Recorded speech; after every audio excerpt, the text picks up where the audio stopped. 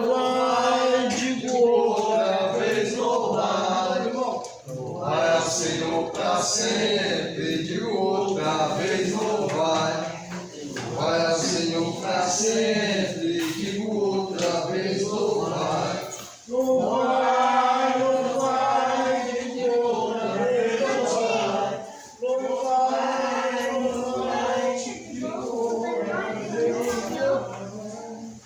Bom dia, irmãos. Que a graça e a paz do nosso Senhor Jesus Cristo possa reinar em nossas vidas. Amém. Irmãos, o tema da mensagem que eu quero trazer hoje é o convite ao crescimento. É isso que nós vamos falar. Convite ao crescimento. Quem é que já plantou uma planta ou uma árvore frutífera? Qual é a sua alegria? Qual é a sua satisfação, o seu desejo? É que aquela planta cresça e que dê frutos. O agricultor não vai ter um trabalho gigante em preparar o solo, de fazer uma plantação e querer que aquela planta ela não vingue, ela não cresça, ou que ela não dê frutos. Então, nós, como discípulos de Cristo, lá em João capítulo 15, diz que existe a videira verdadeira e existe o lavrador. Nós somos os ramos ou os galhos que estamos ligados à videira verdadeira.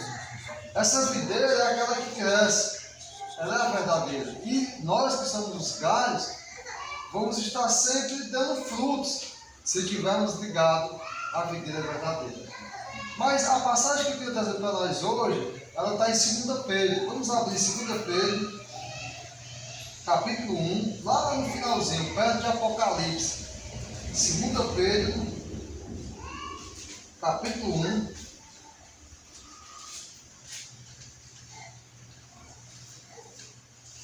Vamos começar a partir do versículo 1.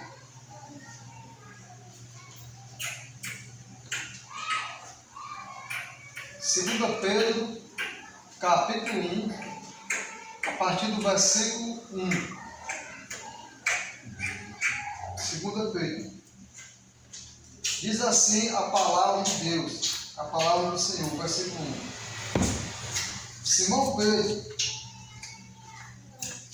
Simão Pedro, servo e apóstolo de Jesus Cristo, aos que conosco alcançaram fé igualmente preciosa pela justiça do nosso Senhor Deus e Salvador Jesus Cristo. Graça e paz vos sejam multiplicadas pelo conhecimento de Deus e de Jesus nosso Senhor. Versículo 3. Visto como o seu divino poder nos deu tudo o que diz respeito à vida e piedade, pelo conhecimento daquele que nos chamou para a sua glória e virtude, pelas quais ele nos tem dado grandíssimas e preciosas promessas, para que por elas fiqueis participantes da natureza divina, havendo escapado da corrupção que pela concupiscência há no mundo. Versículo 5, irmãos. E vós, também pondo nisto mesmo toda a diligência, acrescentai à vossa fé a virtude, e a virtude a ciência. Versículo 6. E a ciência o domínio próprio, e o domínio próprio a paciência, e a paciência a piedade. Versículo 7. E a piedade o amor fraternal, e o amor fraternal a caridade. Porque se em vós houver e aumentar estas coisas, não vos deixarão ociosos, nem estéreis no conhecimento de nosso Senhor Jesus Cristo. Só até aqui, irmãos, por enquanto. Que riquíssima passagem nós vemos em que o apóstolo, ele se considerando também servo, é assim que ele se apresenta para os irmãos, servo e apóstolo. Ele compartilha com os irmãos que ele, os apóstolos e nós fomos resgatados na mesma fé, pelo mesmo Senhor. Uma única fé que nos rege, não uma fé humana, não uma fé que brota da nossa natureza humana, mas uma fé salvadora, uma fé que vem do Senhor. Pois a nossa salvação ela não provém de obras feitas por nós, ela vem pela fé. E essa fé é dom do Senhor, para que nós possamos alcançar a vida eterna. O conhecimento que o Senhor nos dá não é um conhecimento nosso, não é pela nossa inteligência ou pela minha capacidade de articular, de organizar as coisas e até arquitetar. É o conhecimento divino, é o conhecimento do Senhor.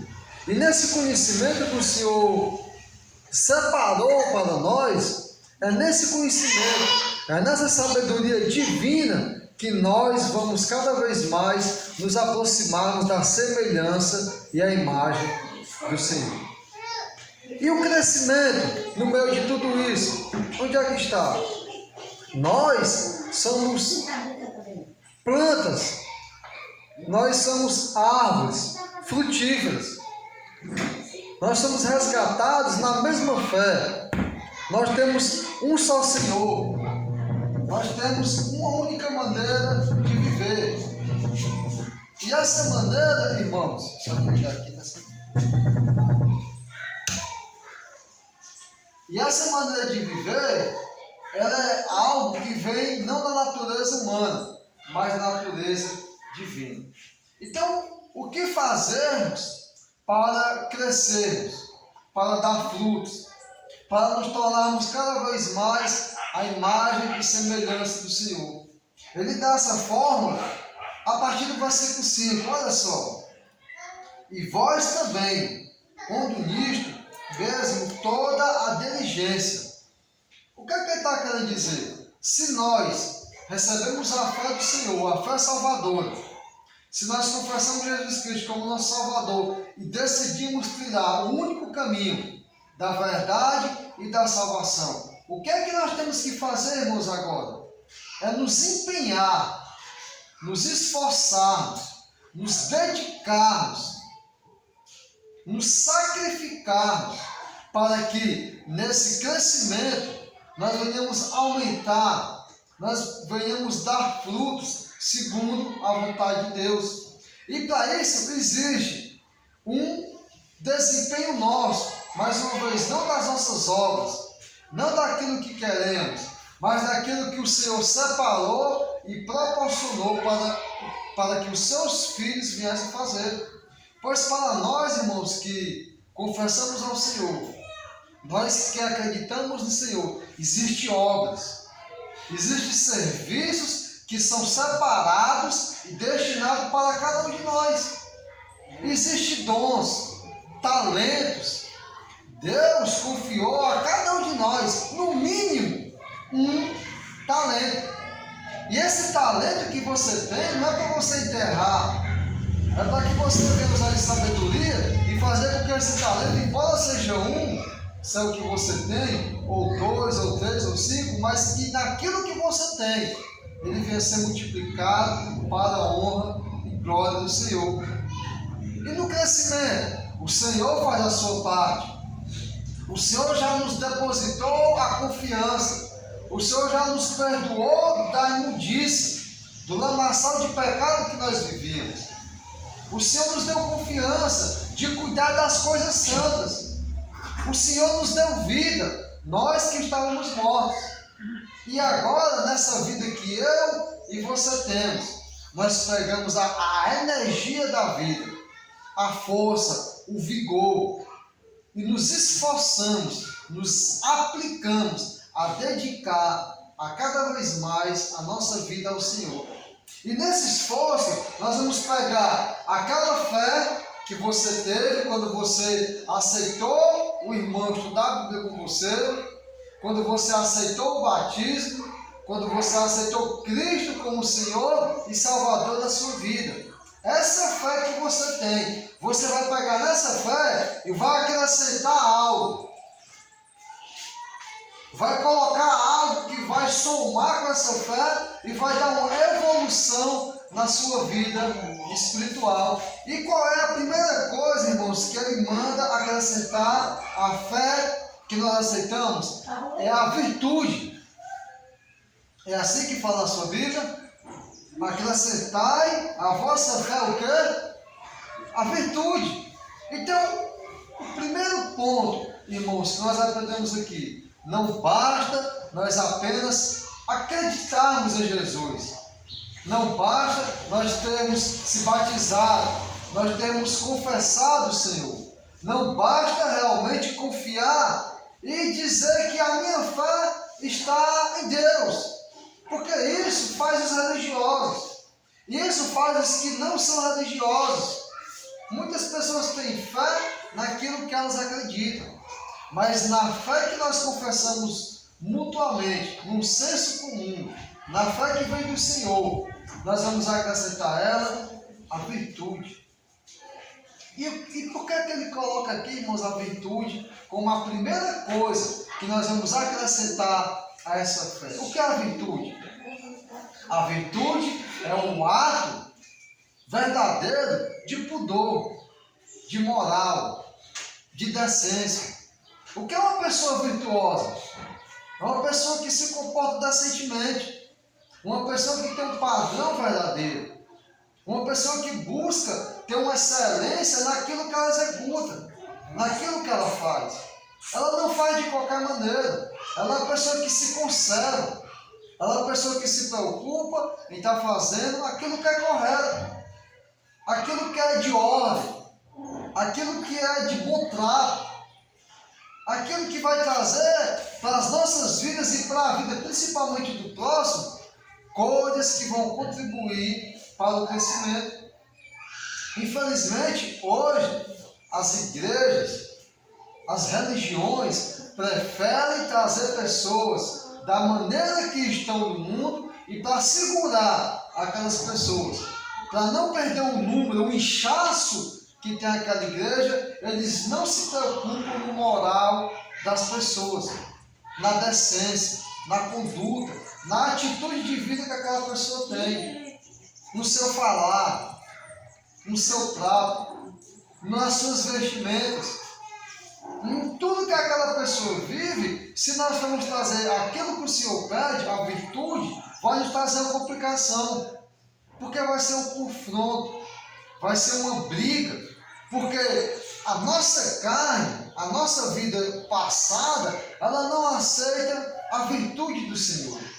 A virtude do Senhor é santa, é pura, é limpa, é algo que vai mudar a nossa maneira de falar, é algo que vai mudar as nossas amizades, é algo que vai mudar a nossa maneira de vestir, é algo que vai mudar o nosso comportamento, é algo que vai mudar a minha escolha em tudo aquilo que eu decido trazer para a minha vida. Então não basta apenas ter a fé. Na fé que você teve no batismo, no decorrer da caminhada, você tem que acrescentar o quê? A virtude. E depois que você trabalha e coloca a virtude da sua vida em cima da fé que você tem, o que é que você pode ainda colocar para esse crescimento continuar? Porque, irmãos, é um crescimento incessante. É um crescimento que não para. O cristão é aquele que tem que estar sempre apto a crescer. Enquanto Cristo não vier, enquanto nós não nos depararmos com Ele, nós temos que crescer. Nós temos que evoluir. Nós temos que estar sendo edificados a cada momento e a cada situação. Não basta apenas ter fé e ficar com aquela fé morta. Não basta apenas agora acrescentar a virtude, mudar o comportamento, algumas coisas e ficar naquilo. Em cima da virtude, o que é que vai ser acrescentado? O conhecimento, ou a ciência. Por que a igreja? Porque eu e você precisamos de conhecimento. Por que é necessário ter sabedoria? Porque se nós começarmos a fazer várias coisas para o Senhor sem o conhecimento, se que aquilo agrada ou não é do Senhor, nós vamos estar cheios de boas intenções. E diz o ditado do mundo que o inferno está cheio de boas intenções. Não é assim o ditado do mundo? Então não vai bastar ter boa intenção. Não vai ser suficiente apenas querer fazer de qualquer maneira. Claro, nunca um conhecimento nosso, nunca uma ciência nossa, mas nós precisamos, irmãos, nos aplicar a conhecer a vontade do Senhor, a buscar a sabedoria do alto. Porque se nós, irmãos, não buscarmos a sabedoria do Senhor, a sabedoria do mundo, o conhecimento do mundo, a ciência do mundo, vai nos invadir, vai tomar de conta de nós e nós vamos ter certeza de que aquilo que nós entendemos, aquilo que nós sabemos é o mais correto. E nós vamos pensar que sempre estamos com a razão. E vamos nos tornar pessoas opiniosas.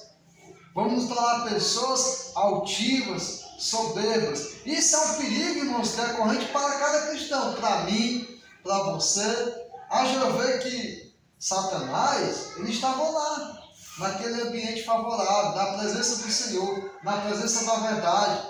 E naquele ambiente, brotou nele um sentimento de altivez, um sentimento de conhecimento daquilo que ele pensava que no conhecimento que ele tinha, poderia até sobressair ou se igualar ao próprio Deus. Então, para ele, foi o que o Satanás pensou. Se Deus não é mais inteligente do que eu, se eu tenho a minha própria sabedoria, a minha própria capacidade, então eu não preciso desse Deus. É assim, irmãos, que brota no coração um sentimento de se libertar do Senhor, do Criador, daquele que rege nossas vidas, daquele que domina, daquele que controla. Nós não gostamos de ser controlados, nem de ser conduzidos. Nós pensamos que nós temos a capacidade de engrenar nossas vidas, de levar nossas vidas da melhor maneira que eu consigo.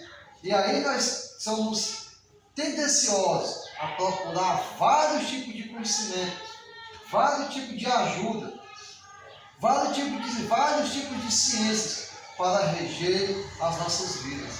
Então nós temos que pegar e acrescentar em cima da virtude, em cima do pudor, do moral, daquilo que é verdadeiro, acrescentar o conhecimento. Não o meu conhecimento, não o conhecimento que me agrada ou que me satisfaz, o conhecimento da palavra do Senhor. A sabedoria que vem do alto, aquilo que é santo, aquilo que não brota do meu coração, aquilo que não é da minha razão, não aquilo que eu acho que é o correto para a minha vida e para a vida de quem está na multidão. E depois, você conseguiu pegar a sua fé, se batizou, se entregou, acrescentou a virtude, acrescentou o conhecimento, para você continuar evoluindo. O que é que você vai acrescentar em cima da ciência ou da sabedoria? Você precisa, irmão, agora acrescentar o quê? O domínio próprio, a temperança, o equilíbrio, o autocontrole da sua vida. Infelizmente, hoje, os mais desequilibrados, desestruturados, são os cristãos. Os divórcios hoje não saem mais de quem está no mundo. O maior índice de divórcio, pela falta de temperança, de domínio próprio, de cada qual está saindo do nosso meio.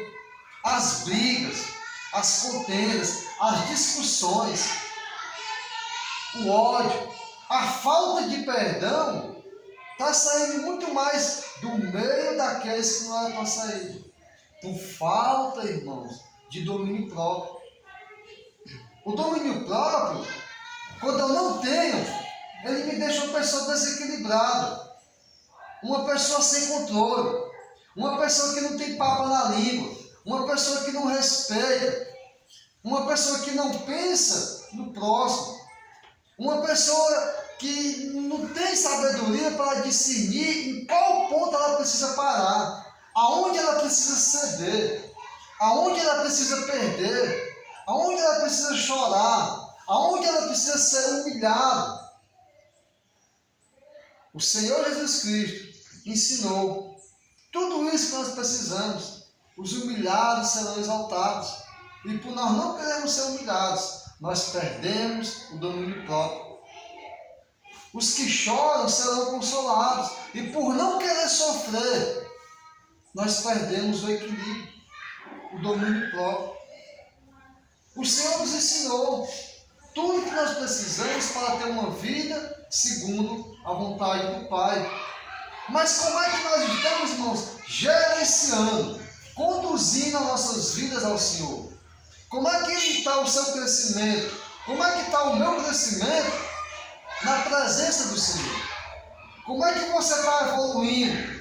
Como é que você está encaixando? Como é que você está colocando tijolo em cima de tijolo para que essa construção venha a ser feita? Como é que você está encaixando telha por telha? Ele está dando aqui, irmãos, a forma, a receita de como nós, que somos cristãos, vamos crescer.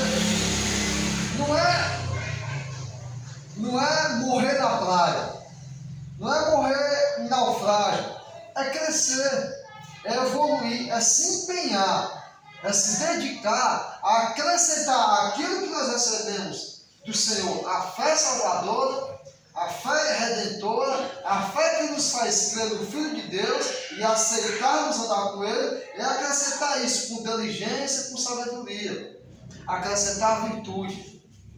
E não se conformar.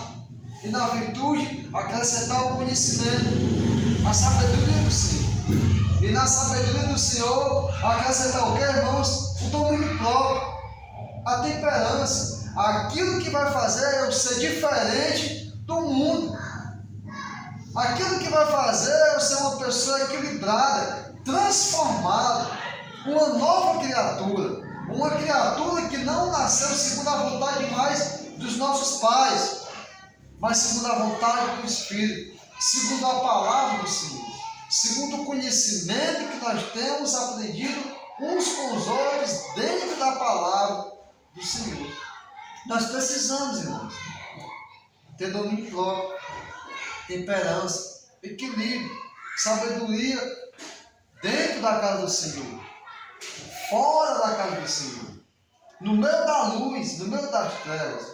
Às vezes é fácil ter domínio próprio com aquela pessoa que é bacana, com aquela pessoa que é calma, paciente. Não precisa ter tanto esforço para se controlar. Mas quando alguém tira o seu juízo, quando alguém tira a sua razão, quando alguém se torna um calo no seu pé, quando alguém quer mexer com você, como é que você está se equilibrando? Como é que está a sua moderação? Como é que está o seu equilíbrio? E você conseguindo, irmão, acrescentar e buscar tudo isso, o domínio próprio, não vai parar por aí. Porque às vezes nós podemos, irmãos, ter um domínio próprio naquele momento. Segura a língua naquele momento, segura a atitude, mas aquelas coisas podem continuar batendo em você, lhe atosigando, mexendo para que você venha perder as estribeiras, fazer o que é errado, perder o controle. E sabe o que é que você vai precisar de tudo isso agora? De paciência. É assim que ele fala, não é isso? Ao domínio próprio, versículo 6. Ao domínio próprio, acrescentar o que agora, irmãos? A paciência. Como é que está a sua paciência? Você é uma pessoa longânima, paciente, ou você é aquela pessoa do pavio curto? Ou você já passou do estado que os tempos dizem que nem pavio não tem mais, né? Achava direto na pólvora, né? Papoca logo. Como é que está o seu pavio? Como é que está a sua paciência? Como é que está o seu domínio próprio? Como é que está a sua sabedoria, o seu controle? Como é que está a sua vida para o Senhor? Qual é o exemplo que você está dando no meio dos seus familiares? De uma pessoa que prefere sofrer, estando certo, prefere estar como errado aos olhos daquele que lhe acusa, ou você é aquela pessoa que briga para provar que você está certo? Porque às vezes, irmão, a gente não segura a língua porque a gente quer nos defender. Quer defender a minha razão, o meu direito. Aqui é meu, ninguém tá. E às vezes a gente perde mãe, perde irmão. Não é nem da igreja não, da família mesmo. Perde filho, perde pai, mas às vezes por mixarias. Tesouros que onde atrás se ferrou de pombo. Brigamos por coisas que nem no mundo as pessoas se discutem.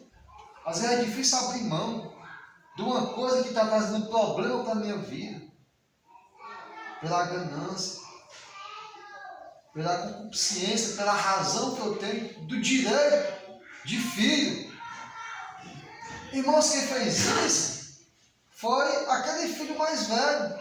Quando viu o filho mais novo desperdiçar a parte da fortuna do pai e jogar no lixo, e aquele que ia ficar agora para ele repartir não quis abrir mão.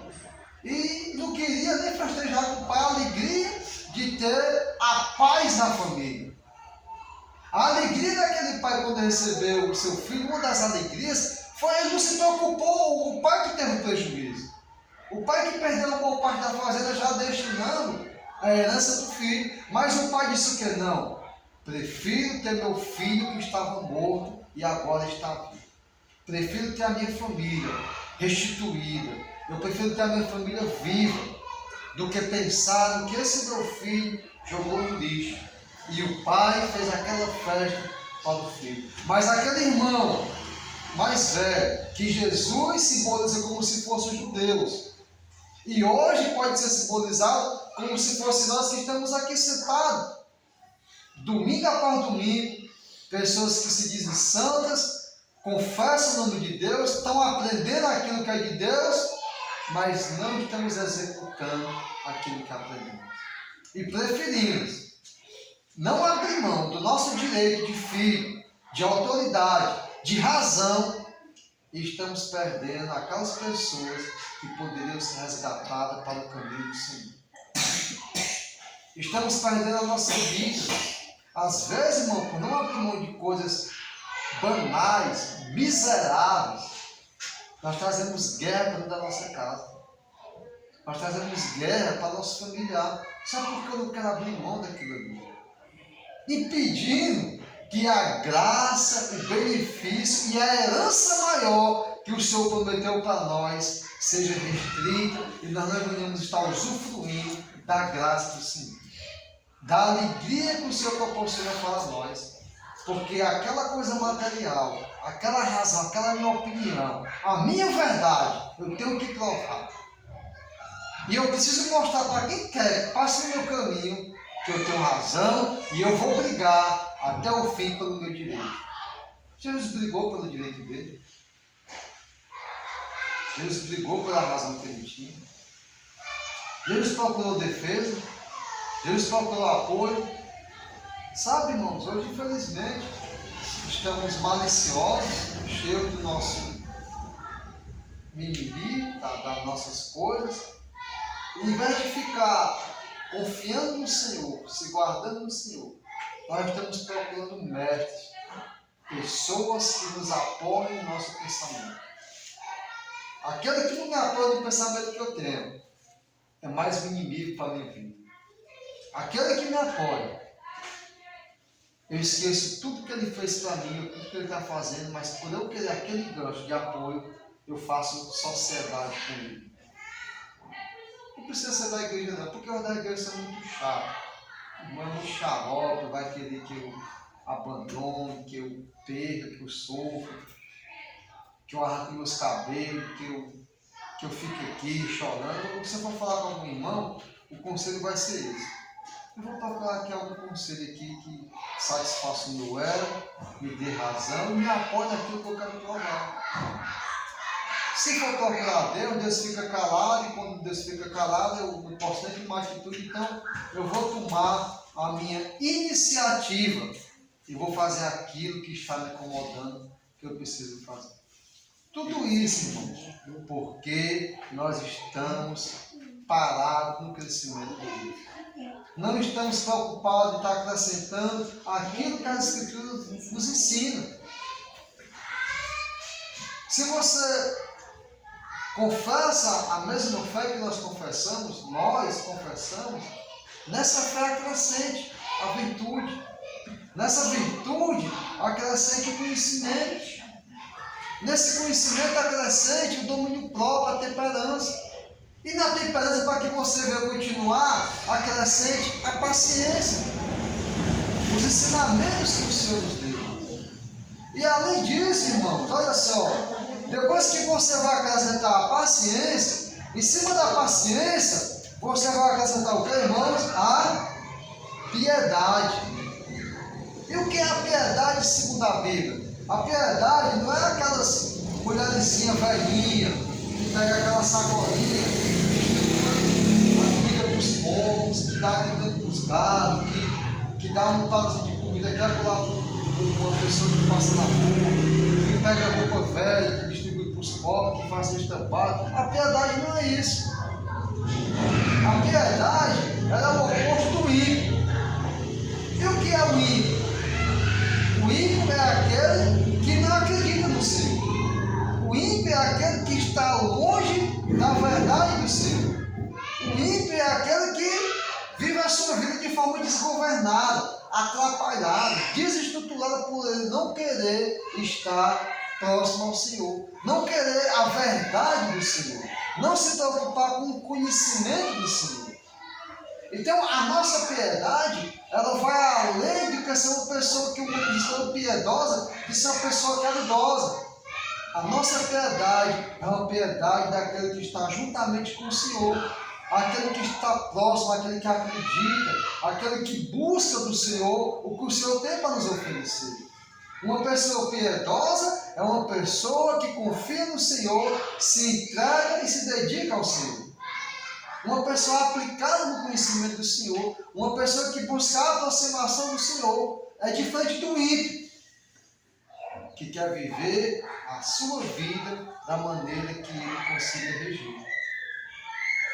O piedoso é aquele que vive segundo o padrão de Deus. Então nós precisamos, irmão, além de tudo isso, acrescentar nessa nossa fé lá, em cima de tudo isso, a piedade, que é cada vez mais a aproximação, cada vez mais em fazer a vontade do Senhor, em se preocupar com as coisas do Senhor.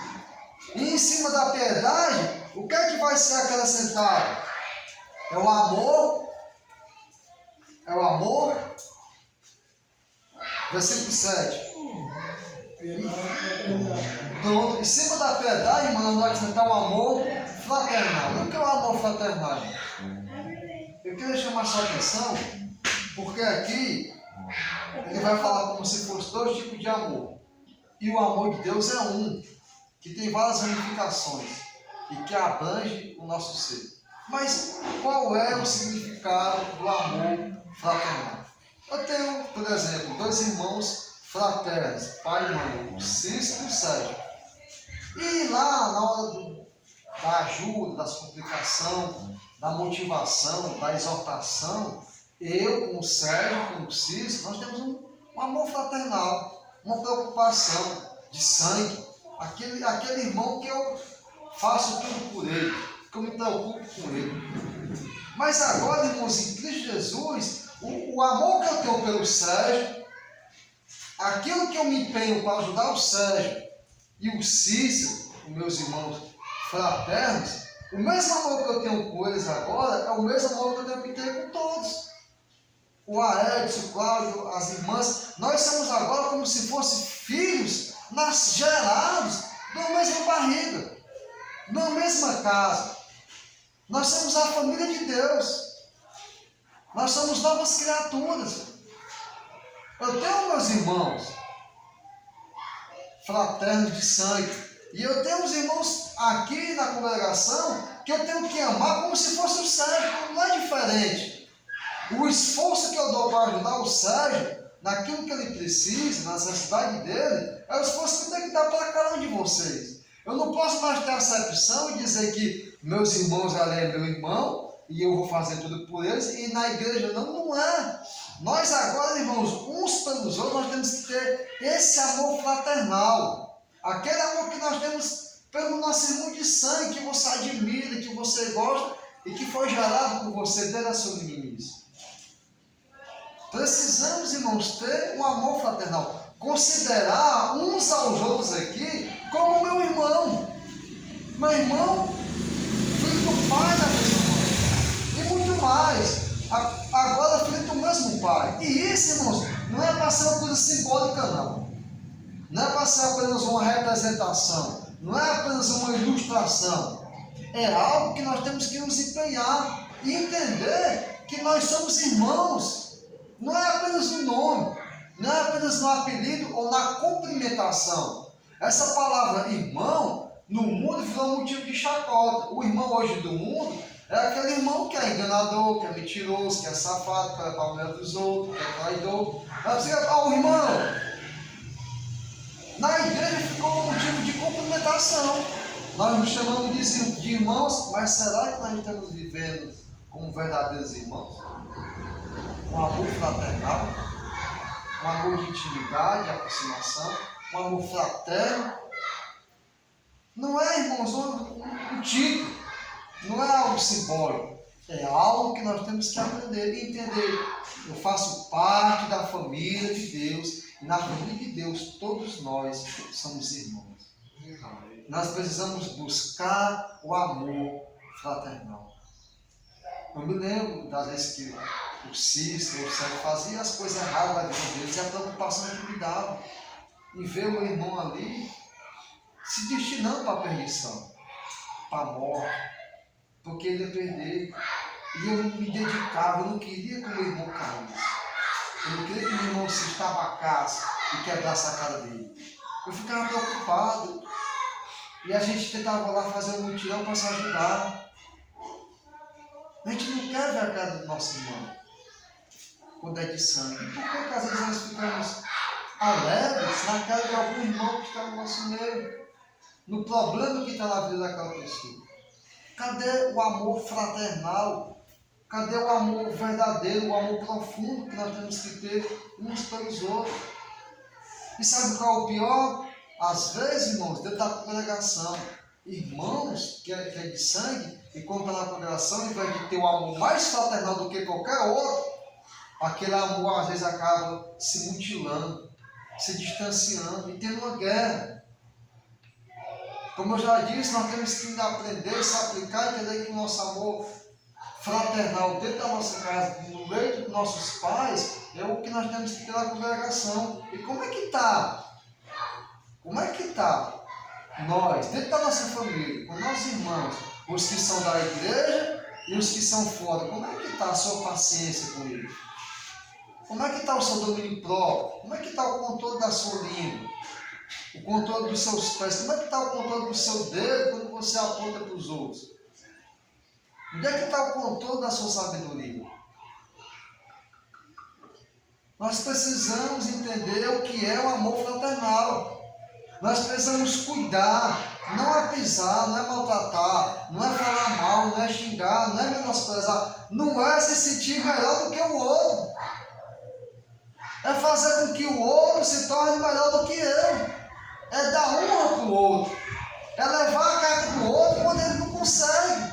É suportar, é amar, é entregar a vida para aquele que ainda não tem vida. Se os meus olhos, aquele irmão não merece, então o que eu tenho que fazer? Eu preciso dar a minha vida por ele. Eu preciso buscar o amor fraternal, não apenas de uma imagem bonitinha, de uma pessoa piedosa, generosa. Não, mas uma vida, irmão. Uma vida de dedicação. O amor que vem do Senhor, o amor que nos é instruído, o amor que nós temos que receber e aplicar às nossas vidas e fazer a vontade do Senhor. Quão bom e quão maravilhoso que os irmãos vivam em desunião, em desavença, em briga, em discórdia, em desentendimento, em razões onde cada caso quer brigar para provar que aquele está certo. Já pensou, irmão, se cada um de nós desse uma para o outro, desse a razão para o outro, desse um merecer para o outro, como Deus nos agradaria? E sabe quem é que ganha com tudo isso? Sabe quem é que ganha com tudo isso? O próximo. A casa do Senhor. Porque as pessoas vão olhar para nós, irmãos, e vão dizer, rapaz, aqueles irmãos, aquelas pessoas vivem como pessoas que servem ao Senhor. Aquelas pessoas buscam o amor. Aquelas pessoas se dedicam. Elas se preocupam, não cada qual com o seu umbigo, não cada qual com sua própria razão. Elas se preocupam com o bem-estar do outro. Elas se preocupam com o corpo do Senhor. Você está crescendo, irmão, nesse aspecto?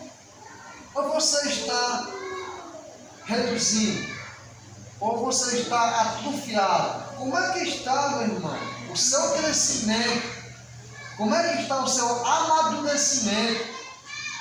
Como é que está a sua evolução depois de tantos anos que você se batizou? Depois de tantos anos que você escuta a palavra do Senhor? Depois de tantos anos que você diz que quer fazer a vontade do Senhor? Como é que está a sua evolução? Onde é que está o meu fruto? Onde é que está o seu fruto? Onde é que está o nosso exemplo de pessoas transformadas? Pessoas que têm um novo conhecimento, pessoas que têm uma nova razão de viver. Qual é a briga, irmão? Qual é a questão que está fazendo você sofrer? O que é que você precisa abrir mão para você ter a paz do Senhor? Ter a paz que Deus quer transformar na sua vida. Às vezes nós estamos tendo paz, enquanto nós estamos sem paz, por coisas miseráveis, coisas pequenas, deixando de cumprir a vontade do Senhor. E em cima do amor fraternal, esse amor de irmão, esse amor de... Vamos lá, nós estamos na mesma família, nós estamos no mesmo bairro. Se você morrer, nós vamos sofrer. Você não pode morrer. Você é meu irmão. Eu estou aqui de verdade. E em cima desse amor fraternal, o amor que não é tão diferente, o amor que abrange tudo. Versículo 7. A piedade, o amor fraternal. E o amor fraternal, o amor. O amor que vem do Senhor. O amor que vai além do que apenas eu amar o irmão. Esse amor agora, que me ensina a amar o meu irmão, ele vai também ensinar a amar o meu inimigo. Aquele que não é meu irmão. Aquele que é meu problema. Aquilo que me desgasta, aquilo que me faz sofrer, aquilo que desequilibra ou tenta desequilibrar a minha vida. Eu tenho o amor do irmão, eu sei como é que amo o irmão, porque ele é meu próximo, ele está ali. Agora, nesse amor que eu tenho de irmão, eu vou ter um amor completo, que ama o irmão, o querido, o próximo, e ama também o não querido, o distante, aquele que é o problema da minha vida. E acrescentar, irmãos, essas coisas para o crescimento no Senhor. Como é que você tem se visto nos últimos dias, nos últimos anos? Sabe que você tem crescido? Irmãos, ter certeza e convicção de que você vai estar aqui mais um domingo sentado não significa crescimento. Crescimento, o termômetro do crescimento, a temperatura, ela vai ser vista nos momentos extremos da sua vida. Aqui é muito fácil, irmãos, nós controlarmos a língua, controlarmos a vestimenta, as conversas. Mas como é que você está no meio das trevas? Como é que está o seu comportamento?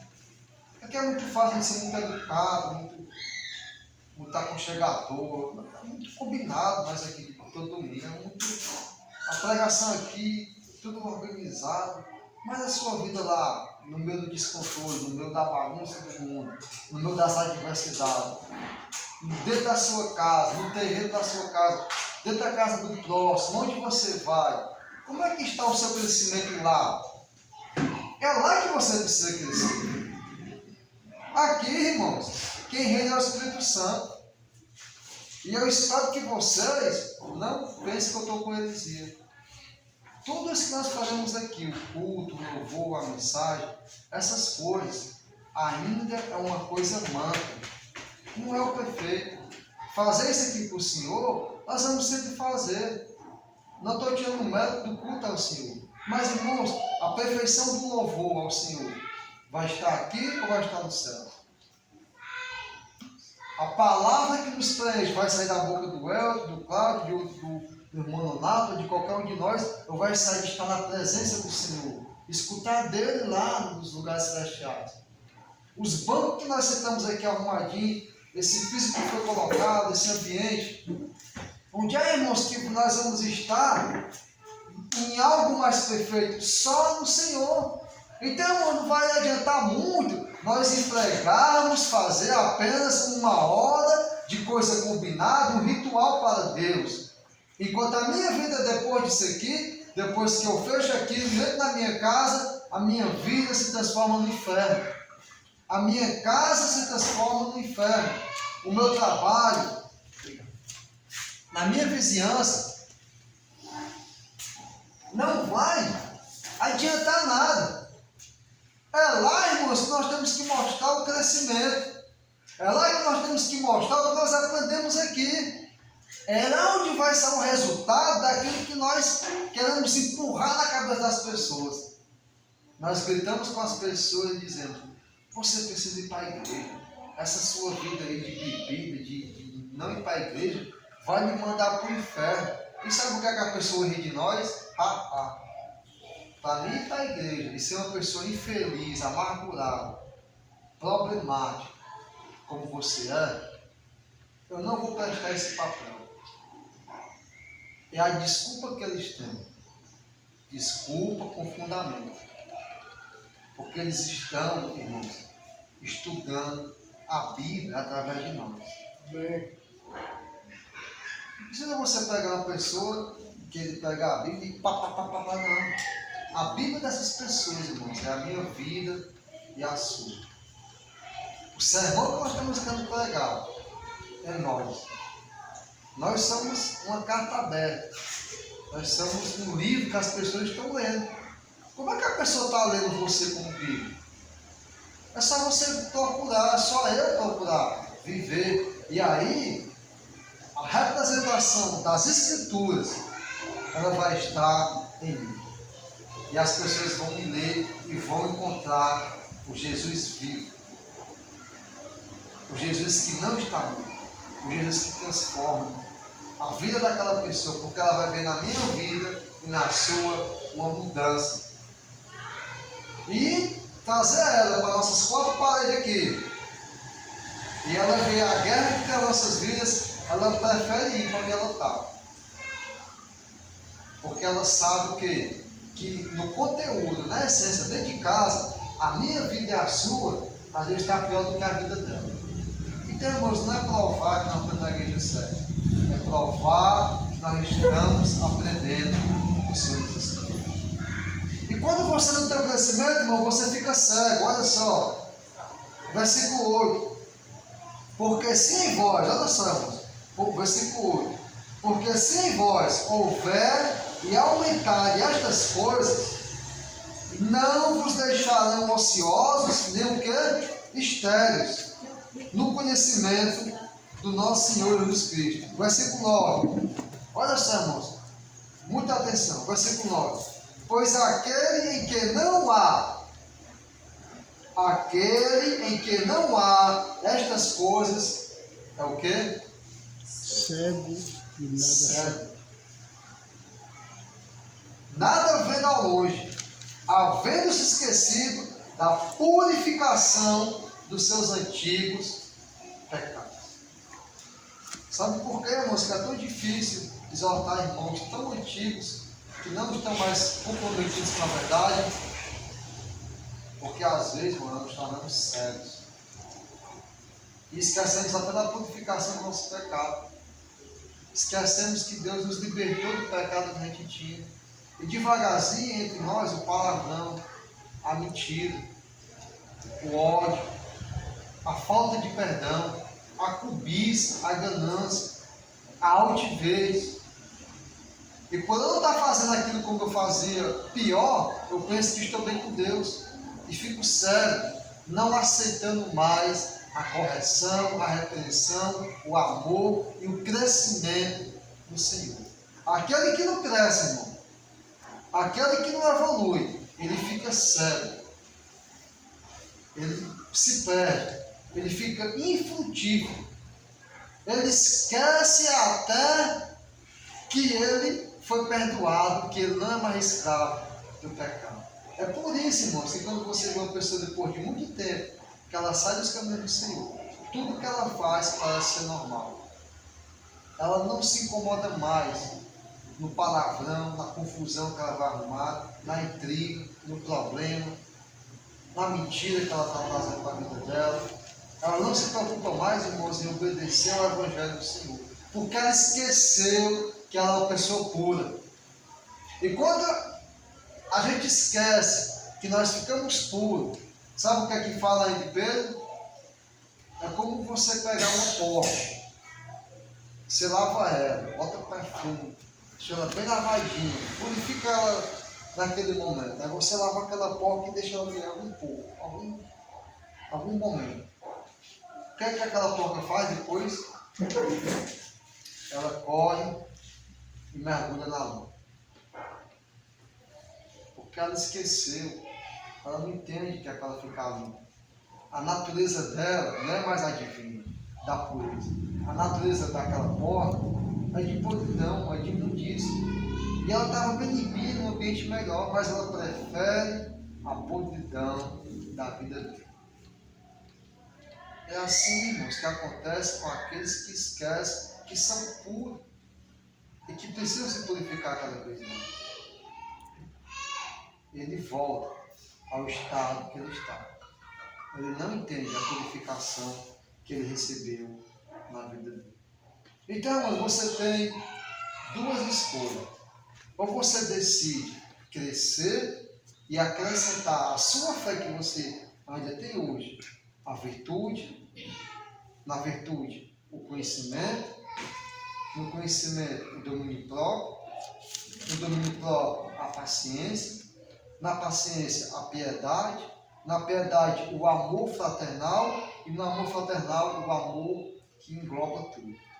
Se você não decidir estar acrescentando essas coisas na sua fé, você vai ficar cego. Você vai esquecer da purificação que você recebeu.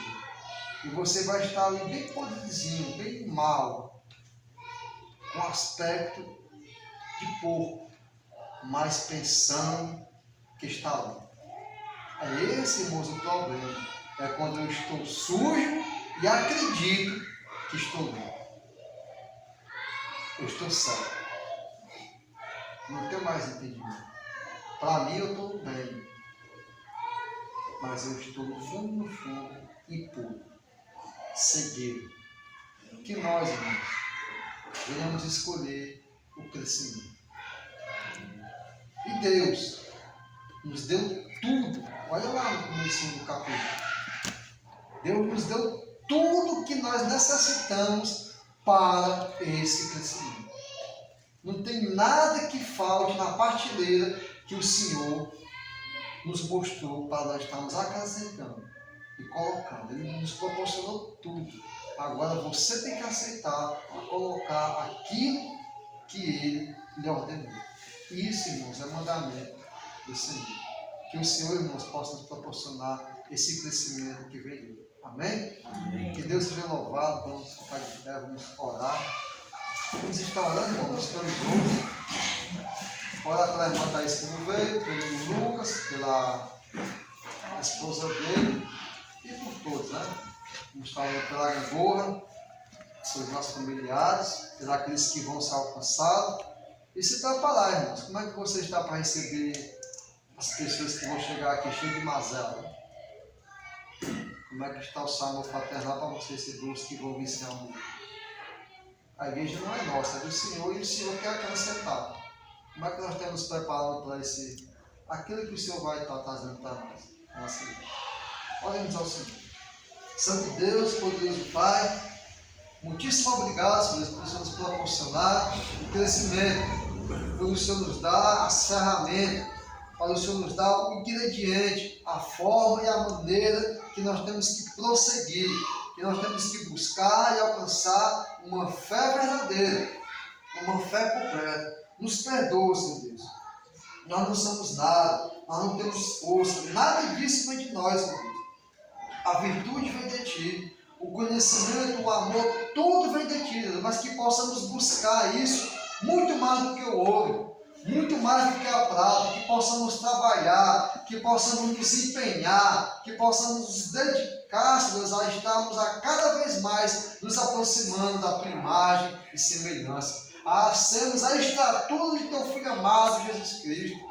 Que possamos, Deus, não procurar a nossa defesa, o nosso bem, a nossa razão, mas que possamos buscar o amor, a sabedoria que vem daí de Ti, que vem do alto, sem nenhuma sombra de variação. Nos ajuda a conseguir, nos ajuda a progredir, nos ajuda a crescer e evoluir para louvor e glória do Teu nome. Abençoa a Tua igreja aqui na Lagoa, abençoa essa vizinhança, abençoa o Salgado Moreira, o Camburão, abençoa a seguinte Paraipaba, abençoa aqueles que vão ser alcançados, abençoa aqueles que se perderam, que possam voltar à Tua casa, e nos abençoa para que possamos ter sabedoria e acolher o perdido que é Teu, Senhor Deus. É o que nós te pedimos e te agradecemos, em nome de Teu Filho amado, Jesus Cristo. Amém, Senhor Deus.